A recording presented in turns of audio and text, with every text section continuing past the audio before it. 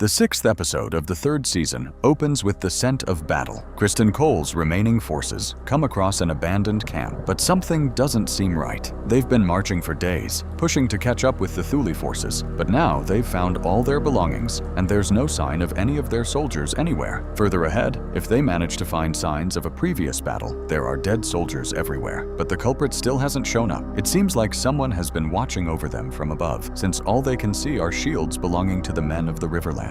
The people they came to kill, but someone got to them first. The campfires are completely cold. These men have been dead for more than a day, and it looks like they were massacred during the night, since only a few of them are wearing armor and managed to defend themselves at all. A few seconds later, we discover what this is really about. Although some were truly corpses, others were only pretending, and Criston Cole's men have fallen into an ambush they weren't prepared for. Many of them were still exhausted and didn't manage to draw their swords in time.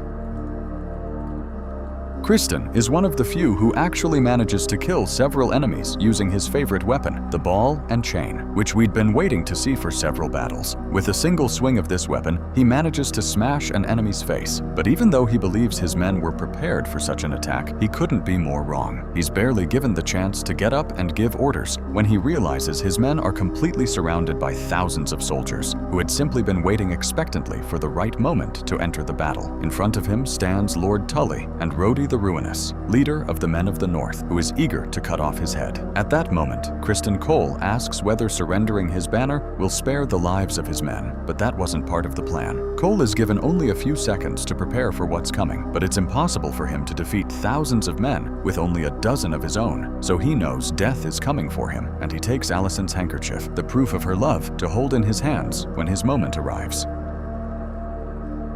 With his beloved's handkerchief wrapped around the hilt of his sword, Cole readies himself and tries to convince Lord Tully to face him in a 2-against-1 fight in order to spare the lives of his men. But the negotiations are already over, and 2 seconds later, he takes an arrow to the abdomen, fired by a woman forged in war who shares her name with his beloved. The 3rd arrow pierces his face, and Criston Cole dies in a dishonorable way, not the way he wanted, fighting in battle with honor and earning the right to have songs written about his name and his deeds. Instead, he ends up dead in a field that used to belong to cows, surrounded by their waste, so that the smell is the only thing left of his memory. And then, we can see the smile of Black Ally, responsible for his death, and Rhodey the Ruinous, giving the order for his men to be massacred. Finally, the stone in her shoe has been removed. The battle doesn't last long. There's no honor in it, only the desperate screams of men who know they don't stand a chance. Back in King's Landing, Alicent, who has no idea that the man she loves has just died, finds herself trapped in the tunnel where we left her in the previous episode. Her attempt to escape the castle was foiled by herself. Fortunately, a soldier manages to find them, and they're taken to the Queen, who by that point is meeting with the council, listening to her husband's words as he tells her that many gold cloaks have been executed in a vile and treacherous way. The few who remain want to quit. The men they've captured carry coins bearing Darren's face, which is basically a mockery of Lord Ormond, who holds more influence in his city than they do, and that isn't something they can keep allowing. It's time to travel to Tumbleton and burn its walls down with dragonfire. However, Mysaria reminds her that a queen who burns her own subjects can't be trusted, and because of Criston Cole's work, the vanguard will take at least 15 days to reach Tumbleton. But Rhaenyra is so focused on ruling the way her father taught her that she doesn't listen to her husband's advice, whose work is really what put her in that chair, but who now seems too bloodthirsty for the council's liking. So she orders that they will be patient and wait for Lord Tully's vanguard to clean up the town. However, Daemon wants to go himself to cut off Ormond's head, but his wife has a much more important job for him. She needs him to use his cunning to clean up the streets infested with traitors. The Gold Cloaks were the first to swear loyalty to the crown when they arrived in the city, and they need their support right now. Alan offers Daemon the help of the Velaryon soldiers for his task of purging the city's streets, but he refuses. He'll do this alone and doesn't want them sniffing around his actions. Right now, there are close to 60 Velaryon soldiers in the city who could be at the Queen's disposal for whatever they need, but she needs many more, so she asks Alan to travel to talk to his father and send reinforcements. After that, the meeting is interrupted for a moment when one of the soldiers informs her that a garrison from House Baratheon has come to speak with her. If you don't remember, the Baratheons promised to send men for her siege of King's Landing, and they haven't kept their promise, so this won't be a pleasant meeting. In front of her stands a man who swears loyalty to her crown and informs her that Lord Boros couldn't be present since he's currently in active combat in the Red Mountains. It seems the Vulture King has been raiding many villages, and that's what has kept him busy for so long enough to exceed the Queen's patience, and she doesn't find that a good enough excuse. But since the man serving Lord Boros has nothing more to tell her, the Queen thinks of something his shields and clothing, and bearing House Baratheon's colors could be useful for. A few seconds later, the scene shifts to the outskirts of Tumbleton, where Hugh has arrived to relieve Ulf from watch duty, and he tells him how annoyed he is about the Queen's orders. She's kept him from visiting the taverns, and he hasn't been able to see his friends or let loose for more than a week. It seems that ever since they became dragon riders, their lives have gotten worse instead of better. Hugh isn't very happy about being in the Crown's service right now either. In case Ulf didn't know, his wife is being held prisoner in the very city he's guarding, and he hasn't been able to do anything to rescue her. So that's a bit more urgent than having a beer with his friends. When the Queen is finally free, she goes to Alicent's chambers to address the fact that she tried to escape the castle after having been shown nothing but mercy. This is when Alicent plays her best card and confesses that Helaena is pregnant, and now more than ever it's imperative that she escape the castle since she doesn't want to risk it being a boy. Mother to mother, Rhaenyra understands the sacrifice, but an act like this can't go unpunished, and now both of them will be confined to their room with double the guards, unable to see the light of the gardens. However, this would be a death sentence for Helaena, who needs this, since Alicent knows she's a dreamer, and sometimes, or almost always, what she weaves becomes reality. But this is necessary. Helaena can't be seen outside the chambers. If anyone realizes she's pregnant, then the Queen will be forced to do exactly what she fears: terminate the pregnancy by force, or kill her. Since a child with her blood would be a direct threat to her reign, Alicent has to understand that her surname, Hightower, is directly tied to her enemy at this moment, and it would be far more beneficial for the whole castle if she were dead or imprisoned and used as a pawn in negotiations. And yet, here she is, eating and drinking comfortably in her chambers, having done nothing but be ungrateful for it. Rhaenyra leaves, telling her not to provoke her again, because there won't be another chance. On her way out of the chambers, Rhaenyra reveals to Mysaria that Helaena is pregnant, and she doesn't show much surprise, which makes the Queen suspect that her whisperer might not be being as honest with her as she should. Mysaria knows that her loyalty can't be compromised, and even less so her honesty with the Queen, and right now, the servant who helped her uncover Alicent is a liability, so she orders one of the soldiers to kill her, quietly, showing us the cruelty she gained from being the White Worm, and that sometimes, no matter how hard you try to defend those who have the least, you'll always look out for your own skin above everyone else's. The servant's death isn't as important to the story as the fact that at the Gold Cloak's headquarters, there's a message that seems to be bothering Daemon a great deal, and he's determined to find whoever is responsible. There are no more than 24 gold cloaks left in the whole city, and one of them says the popular opinion is desertion. Ever since the Queen took the throne, they haven't received their pay, and although loyalty has kept them steady, they're not allowed to leave their families in poverty or die with no one left to protect them. Since Daemon can't reveal to them that the city's coffers are empty, because that would be a huge mistake, he decides to give them a speech and promise them that they'll receive not only their pay, but that their lives will change, and he'll find whoever is responsible for all of this. But those words no longer work, and his men end up walking away. Each one of them lays his cloak on the table, and Daemon looks at their faces one by one, realizing that the men he trained and trusted the most have just turned their backs on him. At that moment, the scene shifts to show us Alan, who has finally found his father. Corlys has been keeping the promise he made to the Queen. He was killing and hanging all the survivors of the Battle of the Gullet, who had been looting and stealing all over the realm. Alan reveals to his father that the Hightowers are attacking the city from within, and that the guard is about to be overwhelmed. So they need men from House Velaryon to keep the peace. But his father is tired of supporting the Queen, especially after she refused to give him the one thing he asked for. Although his father still hasn't calmed his fury, Alan tells him that he's doing exactly what he was told to do. He's forging a name of his own. He's now a member of the council, and he isn't asking him to support the Queen. He's asking him to support his son in forging his own path. Despite that, Alan leaves empty-handed, but his father tells him that Tyland Lannister survived the Gullet and is heading toward Ruk-Res, so that's something valuable that could buy time before more men are needed. Here, we're shown a brief glimpse of his journey, where we can see Tyland Ormond burying the man Aegon killed that morning, and he reveals that, although the Lannisters want him back at Casterly Rock, he's realized a lot during this trip and is determined to travel to Essos. Meanwhile, Rhaenyra is still stranded in the mountains, eating berries and suffering the brutal cold, when suddenly she spots her sister flying in the distance and can't resist the urge to chase after her.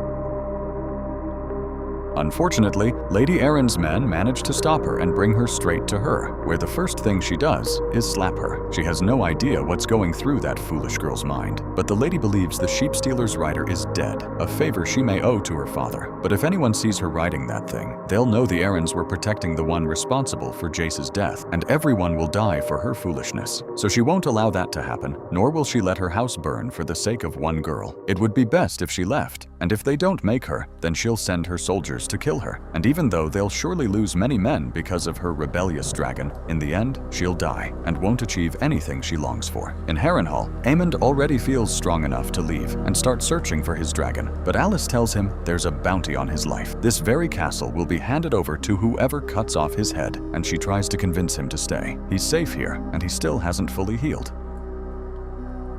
She tells him that maybe the reason Vhagar left is because she knows he's hurt, and when the moment comes, she'll return, and he'll be able to ride her toward his revenge. But that moment hasn't arrived yet. Besides, he only has one dragon, but she has something to show him. Back in the city, Alan has arrived empty-handed, and that's something the Queen won't like at all. But on his way to the barracks, he runs into Baela, who is sleeping where no one can see her, since she doesn't want to show weakness. At that moment, it occurs to him to ask his niece whether she'd be willing to talk to Corlys, her grandfather, to convince him to send men to the city, so that maybe she can win back a bit of the Queen's favor that she's lost. But this conversation ends up taking a different turn, and Alan ends up kissing his niece, which is something we didn't see coming. So we'll switch immediately to Tumbleton, where Wayne has finally arrived with his cousin. He reveals to him that, although it might not seem like it, they have a big advantage. The Queen won't burn her subjects, and they're buying the time needed to turn the whole city against her.